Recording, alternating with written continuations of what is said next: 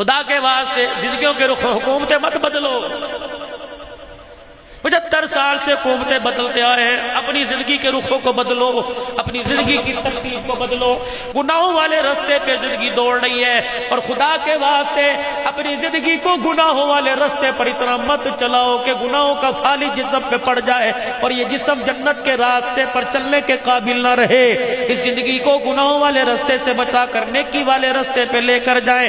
اللہ اکبر، اپنے بچے کو اللہ فرسٹ ٹائم اپنے بچے کے سینے کو اللہ اکبر قرآن کی بہاروں سے محفوظ کرو۔ حضرت حسین گودی میں لیٹے دودھ پی رہے سیدہ فاطمہ کی اما فاطمہ نے یوں دیکھا اور دیکھ کر حضرت حسین رضی اللہ عنہ کے چہرے کی طرف دیکھا، مسکرا کے قرآن کی لوری دی اور لوری دے کے تصور میں کہا بیٹا اس دودھ کی کیا قیمت ادا کرے گا؟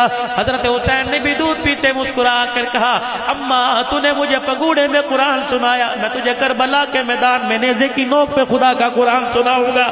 یہ تربیت ہوا کرتی ہے۔ اپنے گھر کی زندگی زینوا بیوتکم، اپنے گھروں کو خوبصورت بناؤ نماز کے سجدوں سے اور قرآن کی تلاوت سے۔ نیت کرو انشاءاللہ نماز پڑھیں گے اور اپنی اولاد کو نماز پہ لے کے آئیں گے، کہو انشاءاللہ۔ قرآن پڑھیں گے، اپنے بچوں کو قرآن والی محنت پہ لے کے آئیں گے، کہو انشاءاللہ۔